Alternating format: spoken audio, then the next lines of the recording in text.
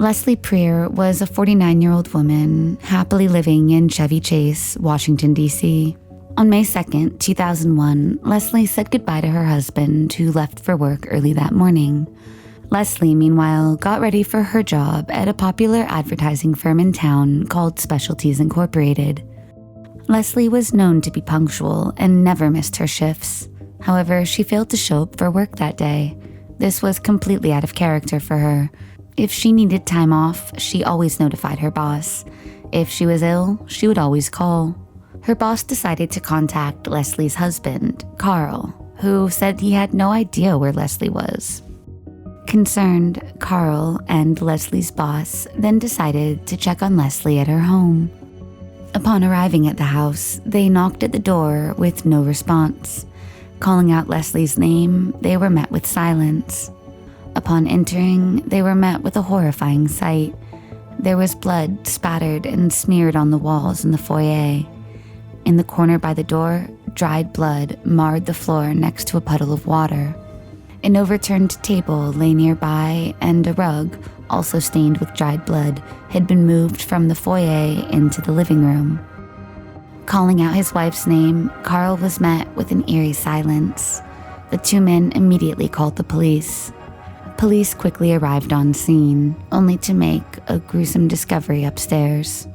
Police found Leslie Preer dead in her bedroom. A detective later told a reporter it was, quote, a pretty brutal crime scene. An autopsy revealed that Leslie had been brutally beaten, suffering multiple blunt force traumas and deep bruising to her neck, which suggested strangulation. Her injuries were consistent with her head being battered into the foyer floor. This led investigators to believe that her head had been smashed into the sharp edges of the baseboard molding of the home. Police found blood under Leslie's fingernails and bruising on her arms, suggesting she had fought her attacker fiercely. Her body was found in the shower of her primary bedroom, where investigators believe her killer had carried her from the foyer so he could wash away the blood and prevent further bleeding in the home.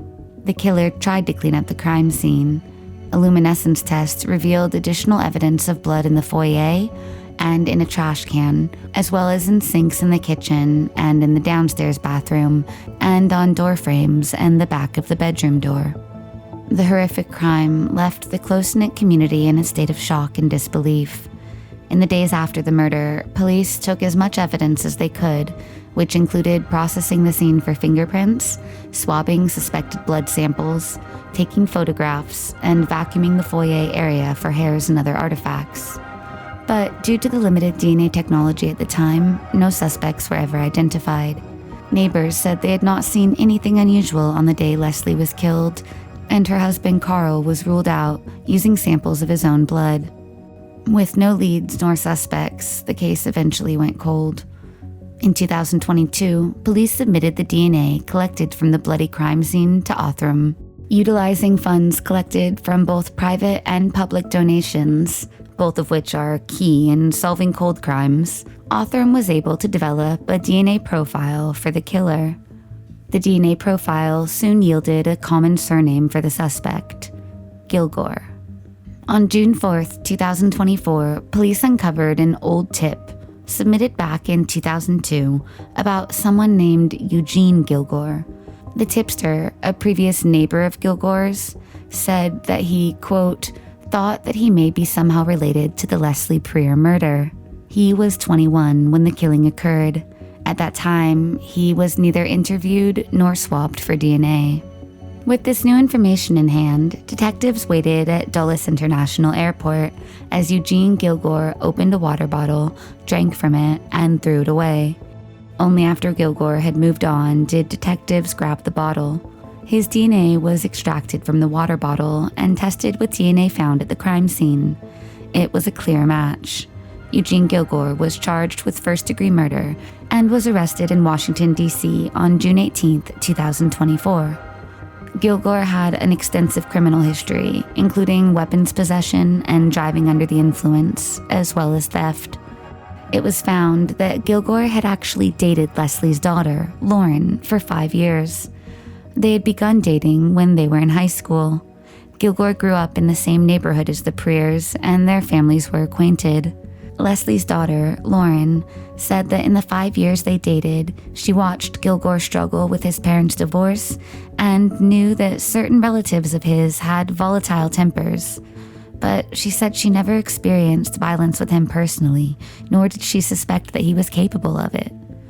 Lauren said that her mom always talked fondly of Kilgore, and that it was her dad who insisted over and over again, quote, "Lauren, there is something off about him." Lauren said that they broke up 5 years later after trying for a long-distance relationship for more than 2 years. She said that at the time of her mother's murder, they had been separated for 3 years. Lauren said she ran into Eugene a few times after her mother's murder. She said she never noticed anything out of the ordinary, however. The most recent sighting of him was last year, in 2023, when Lauren ran into him again at a restaurant after a memorial service for a mutual friend. She said that they talked one-on-one, but that her mom did not come up in conversation.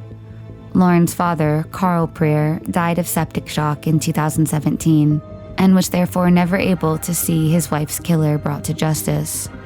Authorities have not identified a motive for the killing. However, a judge has denied Kilgore's request for bond.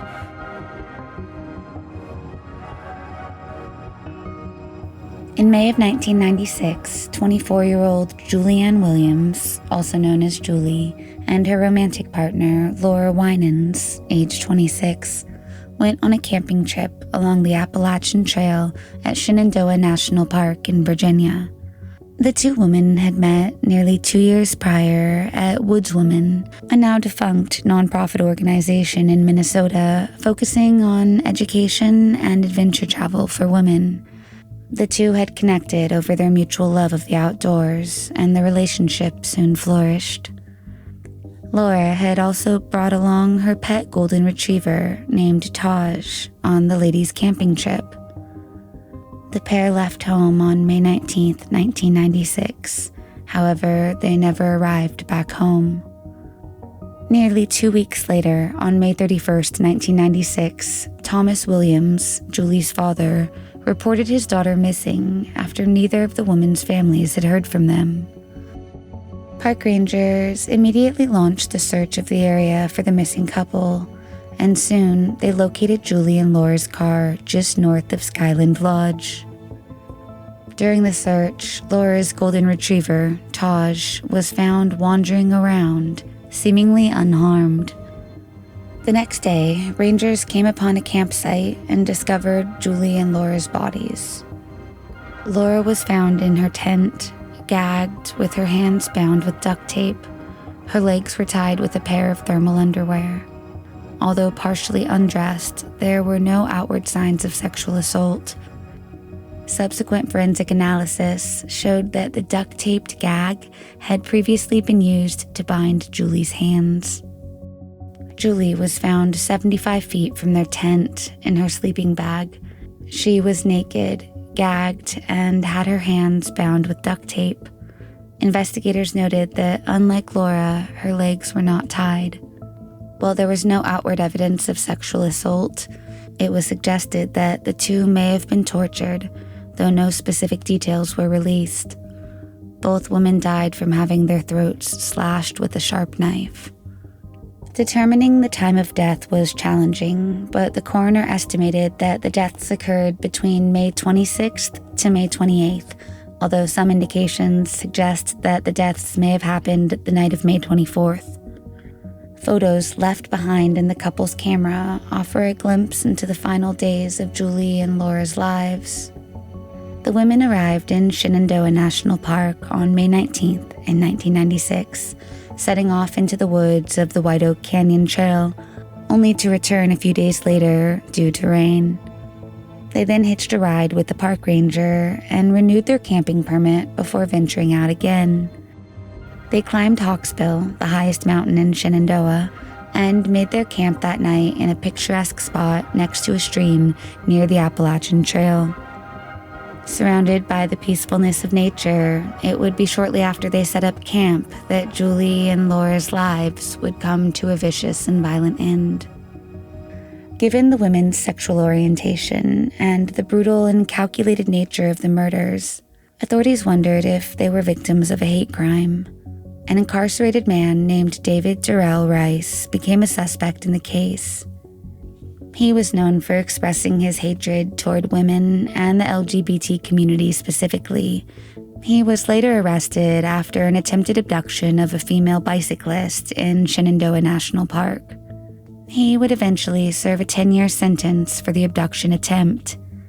Investigators continued to look into possible connections between him and the double homicide, and in April of 2002, Rice was indicted on capital murder charges in the Shenandoah National Park killings. In the statement of facts, authorities claimed that he targeted Julie and Laura out of a hatred for women and for the homosexual community.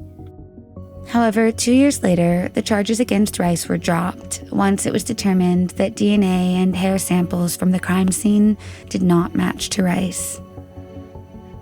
Additional testing revealed that the hair found was visually similar under a microscope to that of known serial killer Richard M. Evonitz. In June of 2002, Evonitz was about to be arrested for an unrelated crime, but he ended up killing himself as police closed in. Forensic evidence eventually linked Evonitz to the unsolved murders of 3 teenage girls, all killed in the mid-90s. As these crimes also occurred in Virginia around the same time that Julie and Laura were murdered, Evonitz was considered a suspect, but nothing else connected him to the crime directly. For the next 25 years, the case remained cold. But in 2021, a new FBI Richmond investigative team was assigned to review the case. The task force re-examined previous leads and interviews, as well as evidence recovered from the site of the killings.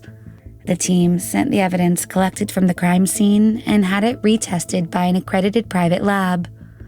The private lab collected DNA from, quote, several items of evidence, and with the help of Virginia State Police, the DNA profile was sent to the FBI's Combined DNA Index System, also known as CODIS.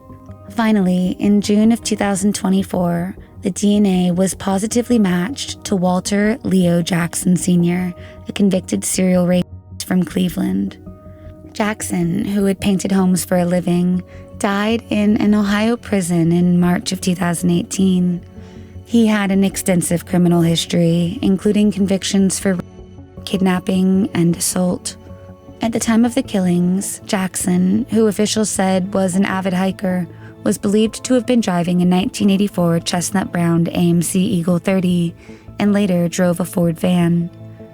At the news conference, the FBI released details about his vehicles, along with photos of Jackson, and asked the public's help for determining whether or not he had additional victims. While the FBI is still gathering information as to whether Jackson may have murdered more innocent victims, after 28 years, the heinous killing of Julie and Laura is now considered a closed case.